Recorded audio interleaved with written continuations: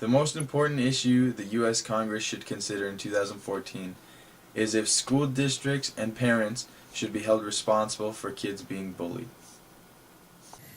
According to the Department of Education, nearly 1 in 3 students ages 12 to 18 are affected by bullying and harassment. Another study estimates that 60,000 students in the United States of America do not attend school each day, because they fear being bullied. I should say. With the advent of text messaging and social media, many children find they cannot escape the harassment when they go home at night. It follows them from the moment they wake until the moment they go to sleep. This problem was brought once again into the national consciousness just in the last couple of days. I'm reading a headline from the Tampa Bay Times. The headline reads as follows, dated September the 12th of this year. Lakeland girl commits suicide after being bullied online. Florida girl who committed suicide had been bullied for months by as many as 15 girls. It appears that this all started some time ago in 2012 over a boyfriend issue with girls that used to be her friend. Some of the juveniles have told us that Rebecca was absolutely terrorized on social media by some girls. And just hours before she jumped, detectives found that Rebecca posted to an online friend in North Carolina that she was dead. Quote here now, "I'm jumping. I can't take it anymore." That friend never told anyone. It was Rebecca Ann Sedgwick, 12 years old, of Lakeland, Florida, a beautiful girl, subjected to the most horrific kind of harassment and abuse that is almost unimaginable, that a group of human beings could do this to another person. But unfortunately, it happens all too often. Girls 14 and 12 years old arrested, charged with felony aggravated stalking. But Sedgwick's parents feel the girls aren't solely responsible. I would rather see the parents and administrators at that school behind bars. And the sheriff in charge of the investigation now tells ABC News he's investigating the 14-year-old's parents. Is it possible that you could charge the parents? If I could, they would already be in jail. But I can tell you this, that we're keeping our options open. Her parents insist that her Facebook was hacked, that they monitor her Facebook every single night.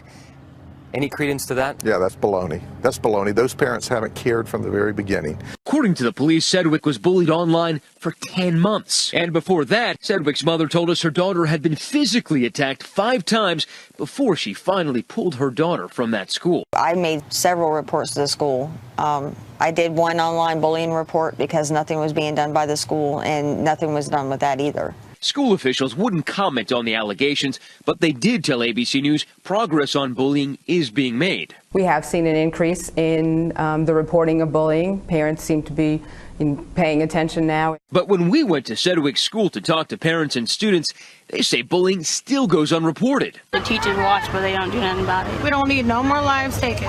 One time is enough. Zero tolerance is zero tolerance.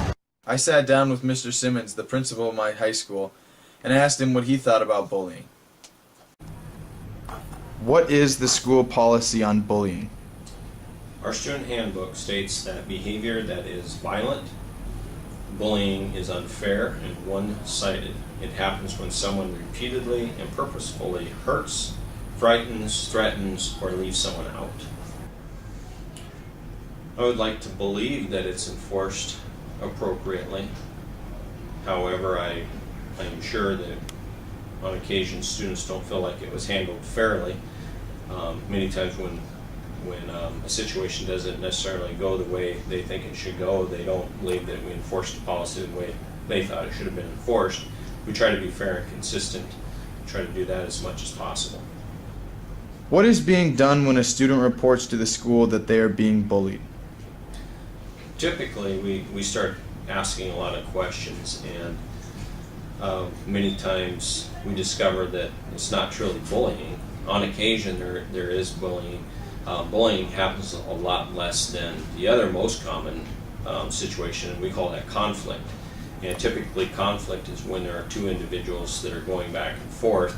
There's an argument, they've perhaps been friends before, and somebody has hurt feelings, and at some point they come in and they see Mr. Lyon or myself and they want something done. And typically we have to ask questions, and we ask, well, were you friends? Is there a conflict? Has there been something going on in the past? Has it been going back and forth? And most of the time that's the situation. On occasion we have the stereotypical big bully and the small victim, and it's bullying, but that really doesn't happen as much as conflict. And we handle conflict different than how we handle bullying, because they are two different situations. Do you think social media makes it easier and more frequent to bully? We call it keyboard courage, and many times people have courage to say things on the computer or on their text that they may not have the courage to say or do otherwise. And a lot of times it's hard to track down. It happens at home, and then of course the question is, because it happened at home, does the school have the right to get involved? And what law tells us is that if it is a situation that comes to school and it becomes, the situation becomes bad enough that it has a bad effect or a harmful effect on a student's ability to learn, the law says we have to get involved. And that's where we get involved. That's where we start asking to see printouts of Facebook pages and social media texts and different things like that. So yeah, it makes it a lot more difficult, simply because people do things at home that they might not do at school because they're behind the screen. Do you think that the school district should be held responsible for kids that are bullied in their schools? I certainly believe that we're responsible for the learning environment that students are in. We tell students that are in these situations, either bullying or conflict, that if you feel like you're not safe physically, you're not safe emotionally, you are probably not going to focus on math, reading, science, and academics. You're going to be involved in trying to solve the problems causing you grief. And until that's resolved and fixed, you can't concentrate on academics. So yes, it's our responsibility to help students be successful in school, no matter what it is. Nowadays, kids don't only see the abuse or torment at school. It now follows them home due to cyberbullying. With the help of social media, kids today never get a moment's peace from bullies. There's nothing worse than fear. We're not accepting that, period.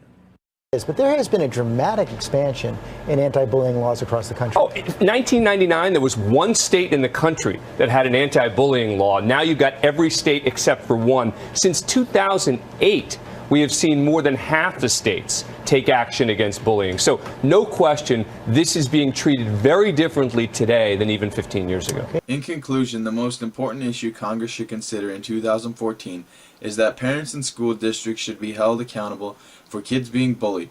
After hearing the story of Rebecca Sedgwick, it made me realize the schools and the parents of the bullies should have more responsibility, both legally and civilly, if it is brought to their attention and they choose to do nothing about it. After visiting with the principal of my school, I had him go over the school's bully policy, and you will be happy to know that the school takes it seriously and looks into every allegation.